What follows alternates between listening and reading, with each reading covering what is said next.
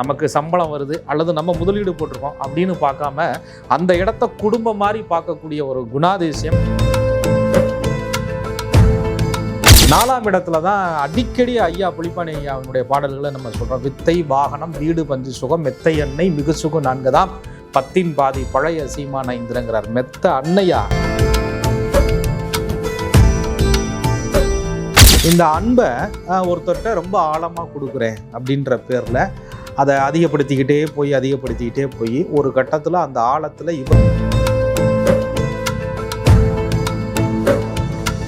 ஒரு சிலருடைய கோபமான குணங்களால் எதிரிகள் உருவாகிறத பார்த்துருக்கோம்.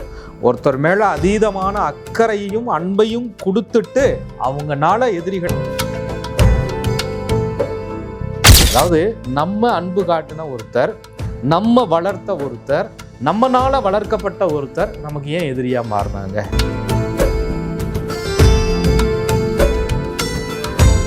தகுதி இல்லாத ஆளுங்க மேல அதீத வாக்குறுதியை செலுத்தி பின்ன சிக்கல்ல சிக்கிக்கக்கூடிய, சொல்லுவாங்கல்ல, நண்டு நேரா போகாதியா ஆனா பிடிச்சா விடாது அப்படிம்பாங்க.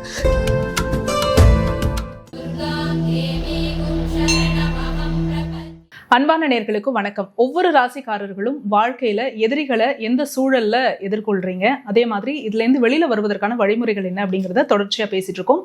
அந்த வகையில இந்த எபிசோட்ல கடகராசிக்காரர்கள் இவங்களுடைய வாழ்க்கையில எந்த சூழல்ல கண்ணுக்கு தெரியாத எதிரிகளை சந்திக்கிறாங்க, இதுல இருந்து வெளியில வருவதற்கான வழிமுறைகள் என்ன அப்படிங்கறத ஜோதிட ரீதியா தெரிஞ்சுக்க போறோம். புலிப்பாணி சித்தர் வழி ஜோதிடர் திரு கோகுலக்கண்ணன் அவர்கள் கிட்ட இது சார்ந்து நம்ம பேசலாம். வாங்க. வணக்கம் சார். வணக்கம். குரு வாழ்க, குருவே துணை. கடகராசிக்காரர்களுக்கு எதிரிகள் எந்த சூழல்ல உருவாகுறாங்க? இவங்க கண்ணுக்கு தெரிந்த எதிரிகளா அவங்க இருப்பாங்களா? பொதுவா இதை ஜோதிடப்படி பேசுறதுக்கு காரணம் என்னன்னு கேட்டீங்கன்னா, 12 பாவகங்கள் ராசி கட்டத்தில் கொடுத்துருக்குறாங்க. லக்னத்துல இருந்து 1, 2 எண்ணி வரும்போது லக்னத்திற்கு 6ஆம் அதிபதி 6ஆம் இடம் ஒருத்தருடைய எதிரிகளை சுட்டி காட்டக்கூடிய இடம். அப்போ கடக ராசி அப்படிங்கிறது நமக்கு தெரியும். அந்த ராசிக்கு 6க்கு அதிபதியாக இவர்களுக்கு குரு பகவான் வருவார். 6ஆம் அதிபதி குரு பகவான் எப்படி எங்களுக்கு எதிர்ப்பை கொடுப்பார்? அவரே 9 கூடைய பாக்யாதிபதியாச்சே. 9 கூடைய பாக்யாதிபதினு சொல்லக்கூடிய குரு பகவான் ருணரோக சத்ரு வழக்குகளை கொஞ்சம் கடுமையாக தானே, அதிகப்படுத்தாமல் தானே கொடுப்பார் அப்படின்னு கடகராசிக்காரர்கள் ஒரு கணிப்பு இருக்குது. அதே நேரத்தில் பாக்யாதிபதி ரோகாஸ்தானாதிபதியினுடைய வேலையை அதிகமாக செய்ய மாட்டார்னு ஒரு கணக்கு இருந்தாலும் கூட கடகராசிக்காரர்கள் பிறப்பு எடுத்த லக்னத்தை பொறுத்து அவருடைய 6ஆம் அதிபதின்னு மாறும். உதாரணமாக இப்போ ஒருத்தர் துலாம் லக்னத்தில் பிறகுறாங்க, லக்னத்திற்கு 6ஆம் அதிபதியாக குரு பகவான் வருவார். நான் கடகராசி துலா லக்னம்னா குரு பகவான் கடுமையான எதிரி கிரகமாக இவர்களுக்கு செயல்படுறதுக்கான வாய்ப்புகள் அதிகம். அப்படி இவர்களுடைய லக்னத்தை என்ன அப்படிங்கிறத கடகராசிக்காரர்கள் என்ன ஜனனம் எடுத்திருக்கோம் அப்படிங்கிறத இவங்க புரிஞ்சுக்கணும். கடகராசிக்காரர்களுக்கு அன்பினுடைய ஆழம் அதிகம், உணர்ச்சி வசப்படக்கூடிய தன்மை இவர்களுக்கு அதிகம் உண்டு. இந்த அன்பை ஒருத்தர்கிட்ட ரொம்ப ஆழமாக கொடுக்குறேன் அப்படின்ற பேரில் அதை அதிகப்படுத்திக்கிட்டே போய் ஒரு கட்டத்தில் அந்த ஆழத்தில் இவர்களே மூழக்கூடிய சூழ்நிலையில் கடகராசிக்காரர்கள் தள்ளப்படுவாங்க. அல்லது கடகராசிக்காரர்களே அந்த எதிரிகளால் பிரச்சனைகளை தானே உருவாக்கிக்கிடுவாங்க. பணத்தினால எதிரி உருவாகிறத பார்த்துருக்கோம். ஒருத்தருடைய வாய் வார்த்தைகள் சண்டைகள்னால எதிரி உருவாகிறத பார்த்துருக்கோம். ஒரு சிலருடைய கோபமான குணங்களால் எதிரிகள் உருவாகிறத பார்த்துருக்கோம். ஒருத்தர் மேலே அதீதமான அக்கறையையும் அன்பையும் கொடுத்துட்டு அவங்கனால எதிரிகளை சம்பாதிக்கக்கூடிய ஒரு ராசின்னு சொன்னால் அது கடகராசின்னு சொல்லுவாங்க. இதற்கு அமைப்பு எப்படி சொல்கிறாங்க அப்படின்னா, காலச்சக்கரத்தினுடைய 4வது ராசி, அந்த இடத்துல சந்திர பகவானுடைய ஆட்சி வீடு அப்படின்னு அர்த்தம். 4ஆம் இடத்துல தான் அடிக்கடி ஐயா புலிப்பாணி ஐயாவினுடைய பாடல்களை நம்ம சொல்கிறோம். வித்தை வாகனம் வீடு பஞ்சு சுகம் மெத்தை எண்ணெய் மிகு சுகம் 4 தான் 10 பாதி பழைய சீமான இந்திரங்கிறார். மெத்த அன்னையா, அன்னையை குறிகாட்டக்கூடிய இடம். நீங்கள் கோழி குஞ்சு பார்த்தீங்கன்னு சொன்னால் கோழி ரொம்ப சாஃப்டாக இருக்கும், சேவலை போல் அது ஒன்றும் அப்படியே சிறகடித்து பறந்துக்கிட்டுலாம் இருக்காது, ரொம்ப அமைதியாக இருக்கும். ஆனால் தான் குஞ்சுகளை பாதுகாக்கக்கூடிய சூழ்நிலை வந்தால் அந்த கருடனுக்கே சவால் விடும் கோழி. பசு காளையை விட அமைதியாக இருக்கும், தான் கன்றுக்கு ஒரு பாதிப்புனா எருதை விட பன்மடங்கு போட்டி விடும். அதுதான் கடகராசிக்காரர்கள். அந்த அன்பு எனக்கான பொறுப்பு அப்படின்னு கடகராசிக்காரர்கள் ஒரு விஷயத்தை உணர்ந்து அதை அரவணைத்து அதை நான் காப்பாற்றணுங்கிற நிர்பந்தத்தில் இவர்கள் பிறப்பதுனால இவர்களுடைய பொறுப்புணர்ச்சியும் அதிகம், அன்பினுடைய ஆழமும் அதிகம். அதை மறுத்தர் தவறாக பயன்படுத்தும் பொழுது தான் கடகராசிக்காரர்கள் எதிரி வலையால் பின்னப்படுகிறார்கள். இதில் கடகராசிக்காரர்களுக்கு கண்ணுக்கு தெரிந்த எதிரி காயப்படுத்துவது அதிகம், கண்ணுக்கு தெரியாத எதிரி காயங்களை உருவாக்குவது அதிகம். கடகராசிக்காரவங்களை பொறுத்தவரையும் அந்த எதிரிகள் உருவாயிட்டாங்கன்னு தெரிஞ்சதுக்கப்புறம் எதிரியை சமாளிக்கிறது ஈஸி தாங்க. ஆனால் இவங்க ஏன் எதிரியாக மாறினாங்க? அதாவது நம்ம அன்பு காட்டின ஒருத்தர், நம்ம வளர்த்த ஒருத்தர், நம்மனால வளர்க்கப்பட்ட ஒருத்தர் நமக்கு ஏன் எதிரியாக மாறினாங்க அப்படின்னு இவர்கள் என்னைக்கு சிந்திக்க ஆரம்பிக்கிறாங்களோ அன்னைக்கே ராசி சக்கரத்தில் இருக்கக்கூடிய சந்திர பகவான் உங்களுக்கு மனவியாதியை கொடுப்பதற்கு தயாராகி விட்டார்னு அர்த்தம். எதிரிகள் எப்படி உருவாகிறாங்கன்னா, 6ஆம் அதிபதி சுய ஜாதகத்தில் வலுவோடு இருந்து ராகு கேதுவினுடைய தொடர்புகளை பெற்று கன்னி ராசிக்கு அட்டமாதிபதி என்று சொல்லக்கூடிய சனி பகவானுடைய பார்வை பலனில் இருக்கும்போது அந்த உறவு கன்னி ராசிக்காரர்களுக்கு அந்த எதிரி அவமானம், துன்பம், துயரம் எல்லாத்தையும் உருவாக்கிறாங்க. அந்த பலம் தான் கடகராசிக்காரர்களுக்கு எதிரியினுடைய பலத்தை, எதிரியினுடைய வலிமையை அதிகப்படுத்திக்கிட்டே இருக்கு. கடகராசிக்காரர்களுக்கு இந்த பயம் இவங்களை என்ன பாடுபடுத்தும் சார்? பயம் அப்படின்னா இந்த இடத்துல குறைத்து மதிப்பல்ல. கடகராசிக்காரவங்க எதிரியை ஜெயிச்சிட முடியுமா அப்படின்ற பயம் கிடையாது அவங்களுக்கு. இவங்க போய் எதிரியா மாறிட்டாங்களா? கண்ணுக்கு தெரிந்த எதிரிகளை பார்க்கும் பொழுது கண்ணுக்கு தெரியாத எதிரிகளை ஒரு கட்டத்தில் கடகராசிக்காரர்கள் இவங்களும் எதிரியா இருந்தாங்களா அப்படின்னு ஏன்னா இது காலச்சக்கரத்தினுடைய விதியினுடைய அமைப்பு. எதிரி பாவகம்னு ஜோதிட சாஸ்திரத்திலே நிச்சயமாக உண்டு. கடன் எதிரி அப்படின்ற அமைப்பு எல்லா மனிதர்களுக்கும் உருவாகும். அதை ஜோதிடத்தில் ருண ரோக சத்துருஸ்தானம்னு சொல்கிறோம். அது யாருன்னு தெரிஞ்சு அதுக்கான கிரக அமைப்புகள் என்னன்னு தெரிஞ்சு அதற்கான வழிபாடுகள் என்னன்னு தெரியும் பொழுது ஓரளவு நம்ம வழக்கு வியாஜியங்களில் வெற்றி பெறுவதற்கான சூட்சமத்தை புரிஞ்சுக்கிறோம். அந்த இடத்துல கடகராசிக்காரர்களை பொறுத்தவரை உணர்ச்சி பெருக்கான ராசி. பொறுத்து பார்த்துட்டு ஒரு கட்டத்தில் இவங்க அந்த உணர்ச்சி வெடிப்புகள் தாங்க முடியாமல் பேசிடுவாங்க. கடகராசிக்காரர்கள் அந்த அமைதியான சுரூபமாக இருந்தால் கூட அவங்க இவங்க பண்ணக்கூடிய அந்த துரோகத்தை, இவங்க பண்ணக்கூடிய அந்த எதிர்ப்பை அவங்க எப்படி சம்பாதிக்கிறாங்க அப்படின்னு கேட்டால், இவங்க நம்பிக்கை துரோகம் பண்ணினதை அவங்க ஏற்றுக்க முடியாதனால படக்குன்னு பேசி அந்த எதிர்ப்புகளை கடகராசிக்காரர்கள் கண்ணுக்கு தெரிந்தவர்களை கண்ணுக்கு தெரிந்த எதிரியாக உருவாக்கி கொள்வாங்க. அடுத்து இன்னொன்று இருக்குது. கடகராசிக்காரர்களுக்கு இவங்க வேலை செய்கிற இடத்துல நிறைய எதிரிகள் இவர்களுக்கு உருவாகும். ஏன்னா கடகத்திற்கு 10ஆம் அதிபதி அப்படின்னு சொல்லக்கூடியவர் செவ்வாயாக வருவார். அவரே பூர்வ புண்ணிய ஸ்தானாதிபதியாகவும் வருவார். கடகராசிக்காரர்களுக்கு 7ஆம் இடத்துல உச்சம் பெறக்கூடிய அந்த செவ்வாய் ராசி மேலே நீச்சம் என்ற நிலையை பெறுறார். அப்போ தொழில் ஸ்தானத்தை இவங்க ஒரு தொழில் மாதிரி பார்க்காம, அது ஒரு வியாபார இடம், நமக்கு சம்பளம் வருது அல்லது நம்ம முதலீடு போட்டிருக்கோம் அப்படின்னு பார்க்காம அந்த இடத்த குடும்பம் மாதிரி பார்க்கக்கூடிய ஒரு குணாதிசயம் கடகராசிக்காரங்கள்ட்ட அதிகமாக இருக்குது. அதை பாஸ்ன்னு பார்க்காம, அதை வேலைக்காரவங்கன்னு பார்க்காம, அல்லது நம்ம வேலையில் இருக்கோங்கிறத கடகராசிக்காரர்கள் நினைக்காம அவர்களுடைய கஷ்டம் நஷ்டம் எல்லாத்துலேயும் உரிமை எடுத்து பழகிக்கிட்டு குடும்பத்தில் ஒருவராக நிறைய கடகராசிக்காரவங்க தொழில் செய்கிற இடத்துல கூட அந்த குடும்ப அமைப்பு மாதிரி பழகி அந்த எதிர்ப்புகளை கடகராசிக்காரர்கள் சம்பாதித்து கொள்வாங்க. இவங்க காட்டக்கூடிய அந்த அக்கறையை அவங்க தவறாக பயன்படுத்தும் பொழுது, இவங்களுடைய வளர்ச்சியை அவங்க பொறுத்துக்காமல் போகும்போது அந்த நபர்கள் கண்ணுக்கு தெரிந்த எதிரிகளாக கடகராசிக்காரங்களுக்கு உருவாகிறாங்க. இதைத்தான் சொல்கிறது, காசையும் கொடுத்து பாசத்தையும் கொடுத்து வாங்கி கட்டிக்கிறதுன்னு பேர் கடகராசிக்கு. ஆக கடகராசிக்காரர்களை பொறுத்தவரையும் எதிரிகள் கண்ணுக்கு தெரிந்தவர்கள். நீங்கள் அதீத அக்கறையை, கழுதை எங்கே கட்டணும் குதிரை எங்கே கட்டணும்னு தெரியாமல் எல்லா ஒரு பட்டியலை கட்டி கடகராசிக்காரர்கள் படாத பாடுபடுவாங்க. இது கடகராசியினுடைய குணம்.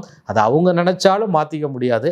அதை கொஞ்சம் கடகராசிக்காரர்கள் புரிந்து கொண்டால் மட்டும்தான் கண்ணுக்கு தெரிந்த எதிரிகள் உருவாகாமல் கடகராசிக்காரங்க தப்பிக்க முடியும். கடகராசிக்காரர்களுக்கு கண்ணுக்கு தெரியாத எதிரிகள் எப்படி உருவாகுறாங்க சார்? கடகராசிக்காரர்கள் திரும்பவுமே அந்த இடத்துலையுமே எப்படி உணர்ச்சி வசத்தால் எடுத்த சில முடிவுகள், உணர்ச்சி வசத்தால் பேசிய வார்த்தைகள், அல்லது கடகராசிக்காரங்க அதிகமாக எமோஷனலில், அதிக அன்பில், அதிக அக்கறையில் நான் இதை பண்ணிடுறேன் அப்படின்னு ஒரு வாக்குறுதியை கொடுத்துட்டு அந்த வாக்குறுதிக்கு தகுதி இல்லாத ஆளுகள் மேலே அதீத வாக்குறுதியை செலுத்தி பின்ன சிக்கலில் சிக்கிக்கக்கூடிய, அதுவே எதிரியாக மாறக்கூடிய ஒரு தன்மை கடகராசிக்காரங்கள்ட்ட எப்பயுமே உண்டு.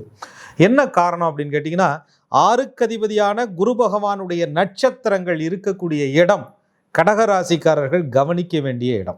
அந்த 6ஆம் அதிபதினு சொல்லக்கூடிய குரு பகவான் இவர்களுக்கு பாக்யாதிபதியாக வர்றதுனால பாக்கியம்னு நினச்சி அண்ணன் தம்பியோட சேர்ந்து தானே இருக்கும், நம்மளை எங்கே ஏமாத்திட போகிறாங்க, சொத்து சுக பிரச்சனைகளை உங்களுக்கு திட்டமிட்டு உங்களை கெடுக்கிறாங்கப்பா, எங்களை மீறி எங்கே எங்கள் அண்ணன் முடிவு எடுத்துகிற போகிறாரு, எங்கள் அக்கா எங்கே முடிவு எடுத்துகிற போகிறாங்க அப்படிங்கிற உணர்ச்சி பாசத்தால் அவங்க மேலே வைக்கக்கூடிய நம்பிக்கை இவங்களுக்கு ஒரு தேவைன்னு வரும்போது, இவங்க குழந்தைகளுக்கு ஒரு பாதுகாப்புன்னு வரும் பொழுது அவங்க கையை விரிச்சிருவாங்க.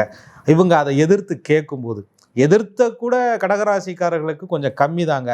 பாசத்தில் கேட்கும்போது அப்படியே ஃபீல் பண்ணி, ஏண்டா நான் அப்படி நினைக்கலையே அப்படின்னு இவங்க மனசார உருகி கேட்கும் பொழுது அவங்க இறக்கப்படாமல் இவங்கெல்லாம் இப்படி கேட்கிறதான்னு சொல்லி அவங்க இவங்களுக்கு எதிரியாக கடகராசிக்காரர்களுக்கு உருவாகி விடுவாங்க. கடகராசிக்காரர்களை பொறுத்தவரையும் 6ஆம் அதிபதினு சொல்லக்கூடிய குருவினுடைய நட்சத்திரத்திலே புனர்பூச நட்சத்திரம் இவங்க ராசியில 4வது பாதமாக இருந்தாலும் கூட பாக்கி 3 பாதங்கள் மிதுனத்துல விரயஸ்தானத்துல உட்கார்ந்துருக்குங்க. அப்ப புதன்னா சொத்து, சுகம், ஆவணம், டாக்குமெண்ட்டு, பாசத்துல ஜாமீன் கையெழுத்து போடுறது, பாசத்துல என்னைக்கோ ஒரு நாளைக்கு வந்து கடை வாங்கி கொடுக்கறது, பாசத்துல தன்னுடைய சொந்த நகை ஆபரணங்களை அடகு வச்சு கொடுக்கறது, இதெல்லாம் திரும்பி கேட்க போகும்போது கடகராசிக்காரர்களுக்கு அவங்க எதிரியாக மாறுவாங்க. மறைமுகமான எதிரியாக உருவாகி இவங்களுக்கு கெடுக்கக்கூடிய எல்லா சதித்திட்டங்களையும் அவங்க போடுவாங்க. இன்னொரு கொடுமை என்ன தெரியுங்களா? கடகராசிக்காரர்களுக்கு 6க்கு அதிபதியாக குரு பகவான் வந்து அவருடைய காரகத்துவத்துல முக்கியமான விஷயம் புத்திர ஸ்தானம்னு சொல்றோம். அந்த புத்திரர்களே கடகராசிக்காரர்களுக்கு ஒரு கட்டத்துல மறைமுகமாக எதிரியாக மாறுவாங்க. 4 பிள்ளை இருக்கும், 4ஐயும் ஒரு மாதிரி பார்த்த கடகராசிக்காரர்களுக்கு 3 பிள்ளைக்கு நல்லது பண்ணுன, எனக்கு நல்லது பண்ணலன்னு சொல்லி ஒரு பிள்ளை இவர்களுக்கு மறைமுக எதிரியாக மாறி இவங்களை நேருக்கு நேராக புள்ள அடிக்காது, ஆனால் மறைமுகமாக மன ரீதியாக கடகராசிக்காரர்களை விட்டு அவங்களுடைய நெட்வொர்க்கு, கான்டாக்ட், பேசுறது எல்லாத்தையும் குறைக்கும் பொழுது கடகராசிக்காரங்க எதிரி வேறங்க இல்லை வீட்டுக்குள்ளேயே இருக்குன்னு சொல்லி கடுமையான மன உளைச்சலுக்கு கடகராசிக்காரர்கள் ஆட்படுவாங்க. ஆக கடகத்தை பொறுத்தவரைங்க எதிரிகள் என்பது ஆயுதம் எடுத்து வருவதல்ல. கடகராசிக்காரர்களை பொறுத்தவரை எதிரிகள் என்பது அடிக்க வருபவர்கள் அல்ல. கடகராசிக்காரர்களை எதிரிகள் தாக்க நினைக்கக்கூடிய ஆயுதமே உணர்ச்சி போராட்டம் தான். கடகராசிக்காரர்கள் எதிரிகளை வெல்லக்கூடிய ஒரே தகுதி என்ன இருக்குன்னு கேட்டிங்கன்னா, உங்களுடைய அன்பையும் உங்களுடைய உணர்ச்சி வசத்தையும், அன்புனால எடுக்கக்கூடிய முடிவுகளும் உணர்ச்சி வசத்தால் நீங்கள் எடுக்கக்கூடிய முடிவுகளும் தான் உங்களுக்கு நேரடி எதிரியையும் உருவாக்குது, மறைமுக எதிரியையும் கடகராசிக்காரர்களுக்கு உருவாக்குது. கடகராசிக்காரர்களுக்கு இந்த சொத்து, நிலம், பாகப்பிரிவினை இந்த மாதிரி விஷயங்கள்ல கூட இருக்கிறவங்களே ஏமாத்துறதுனால ஆவண விஷயத்துலலாம் இவங்க கவனமா இருக்கணுமா? கடகராசிக்காரர்களை பொறுத்தவரையும் ஒரு இடத்துல வில்லங்கம் இருக்கு, ஆவணத்துல பிரச்சனை இருக்குன்னா விதி அங்கேதான் கொண்டு போய் அவசியம் அவர்களை கோர்த்து விடும். காயப்பட்டாலும் வெளியில சொல்ல மாட்டாங்க. மனசுல படுற காயத்தையும் சரி, உடலளவுல படுற காயத்தையும் சரி கடகராசிக்காரர்கள் வெளியில் காட்டிக்கிட்டு அதை ஏன்டா எமோஷனலாக நம்ம கிரியேட் பண்ணிக்கிட்டு அப்படின்னு நினைக்கக்கூடிய ஒரு குணம் கடகராசிக்காரர்கள்ட்ட உண்டு. தாயா இருந்தாலும் பிள்ளையா இருந்தாலும் வாயும் வயிறும் வேறதாங்கிறத கடகராசி என்னைக்கு புரிஞ்சுக்குதோ அன்னைக்கு தான் கடகராசிக்காரங்க உருப்படுவாங்க. கடகராசிக்காரர்களை பொறுத்த வரையும் எல்லாமே ஒன்று தான், தாயும் ஒன்று தான், பிள்ளையும் ஒன்று தான், நம்மளும் ஒன்று தான் அப்படின்னு வாயில் இருக்கக்கூடிய சாப்பாடை கூட எடுத்து கொடுக்கக்கூடிய தன்மை உங்கள்கிட்ட குறைச்சிங்கன்னா மட்டும்தான் கடகராசிக்காரவங்க எதிரி உருவாவதை தடுக்க முடியும். நேர்முக எதிரியோ மறைமுக எதிரியோ எங்க கடகராசிக்காரவங்க இந்த எதிரிகள் தொல்லையிலேருந்து வெளியில வர்றதுக்கு என்ன சார் பண்ணணும்? அதாவதுங்க, நீங்க சொல்ற மாதிரி உங்க கடகராசிக்காரவங்க எதிரி விஷயத்துலேருந்து வெளியில் வர்றதுக்கு அவங்க ஒரு விஷயத்தை நல்லா புரிஞ்சுக்கணும். என்ன விஷயம்னா, ராசியாதிபதினு சொல்லக்கூடிய சந்திர பகவான் மனசுக்கு காரக கிரகம், உணர்ச்சி வசத்திற்கு காரக கிரகம். இதை வந்து ராகு கேதுக்கள் போட்டு மறைக்கும் பொழுது அந்த ஒளித்தன்மை பாதிக்கப்பட்டு போயிடுது. அங்கே தான் கிரகணம் ஆரம்பிக்குது. இவங்களுடைய உணர்ச்சி போராட்டத்திற்கு மதிப்பு கிடைக்காம போயிடுது. சொல்லுவாங்கல்ல, நண்டு நேராக போகாதியா ஆனால் பிடிச்சா விடாது அப்படிம்பாங்க. கடகராசிக்காரர்கள் எதிரியை அடையாளம் காண்பது மிக மிக கடினம். இவங்க என்னைக்கு உணர்ச்சி வசத்தால் முடிவெடுக்கிறாங்களோ, என்னைக்கு பாசங்கிற ஒரு விஷயம் வந்து இவங்க கண்ணை மறைச்சிருக்குதோ அன்னைக்கு எதிரி போடுற வேஷம் கடகராசிக்காரர்கள் கண்டே பிடிக்க முடியாது. அப்படி நீங்கள் கண்டுபிடிச்சு அதிலிருந்து தப்பிக்கணும்னா உணர்ச்சி வசத்தை பூரா கட்டுப்படுத்துன்னு சொல்கிறாங்கல்ல, அதை கடகராசிக்காரர்கள் புரிஞ்சுக்கணும். அதை கட்டுப்படணும்னா பௌர்ணமி அன்னைக்கு குலதெய்வத்தை போய் பார்த்து வழிபாடு பண்ணிட்டு அம்பிகைக்கு பாலாபிஷேகம் தொடர்ச்சியாக செய்து வர வேண்டும். இது எப்படி பண்ணுறது அப்படின்னு சொல்லும்போது, கடகராசிக்காரர்கள் 3 நட்சத்திரத்தில் ஏதாவது ஒரு நட்சத்திரத்தில் பிறந்திருப்பாங்க. புனர்பூசம், பூசம், ஆயில்யம் இல்லையா? அப்போ இந்த நட்சத்திரத்திற்கு தாராபலன் அடிப்படையில் எதிரிகளை வெல்லும் சூட்சம அமைப்புன்னு ஒன்று இருக்குது. அதை நம்ம நட்சத்திர சீரியஸில் தெளிவாக கொடுப்போம். அதை கடகராசிக்காரர்கள் முழுமையாக பயன்படுத்திக்கிட்டு நேரடி எதிரியாக இருந்தாலும் சரி, மறைமுக எதிரியாக இருந்தாலும் சரி, கடகராசிக்காரர்கள் அவர்களை வெல்வதற்கு உணர்ச்சி வசத்திலிருந்து, உணர்ச்சி வச போராட்டத்திலிருந்து வெளியில் வருவதற்கு பயனுள்ளதாக இருக்கும். கடகராசிக்காரர்கள் எதிரிகளை அடையாளம் கண்டுபிடித்து விட்டார்கள் என்றால் அவங்க வந்து சீக்கிரமாக ஜெயிச்சிருவாங்க. அடையாளம் காணாமல் இருந்தால் கடைசி வரை உணர்ச்சி போராட்டத்தில் மாட்டிக்கிட்டு தவிப்பாங்க. கடகராசிக்காரர்களுக்கு கண்ணுக்கு தெரிந்த தெரியாத எதிரிகள் எப்படி உருவாகுறாங்க, இதுலேருந்து வெளியில் வருவதற்கான வழிமுறைகள் சொல்லியிருக்கீங்க சார். தொடர்ச்சி அடுத்த ராசியான சிம்ம ராசிக்காரர்களுக்கு எதிரிகள் எப்படி உருவாகுறாங்க, வெளியில் வருவதற்கான வழிமுறைகளை பேசலாம். மிக்க நன்றி. மிக்க நன்றி. குரு வாழ்க, குருவே துணை. என்ன நேர்களே, கடகராசியில் பிறந்த நீங்கள் உங்களுடைய வாழ்க்கையில் எந்த சூழலில் எதிரிகள் உருவாகுறாங்க, அதுலேருந்து வெளியில் வருவதற்கான வழிமுறைகள் என்ன அப்படிங்கிறத ஜோதிட ரீதியாக தெரிஞ்சுட்டு இருந்திருப்பீங்க. இது சார்ந்த வீடியோஸ் தொடர்ச்சியாக நம்ம சேனலில் ஒவ்வொரு ராசிக்குமே அப்லோட் பண்ணிட்டு இருக்கோம். இது எல்லாமே உங்களுடைய யூடியூப் நோட்டிஃபிகேஷன்ஸில் ஆட்டோமேட்டிக்காக வரணும் அப்படின்னா நீங்கள் செய்ய வேண்டியது ஆஸ்ட்ராலஜர் கோகுல கண்ணன் யூடியூப் சேனலை உடனடியாக சப்ஸ்கிரைப் பண்ணிக்கோங்க. பக்கத்தில் இருக்கக்கூடிய பெல் ஐக்கானை மறக்காமல் கிளிக் பண்ணிடுங்க. இந்த வீடியோவை நீங்கள் பார்த்ததற்கு மனமார்ந்த நன்றி.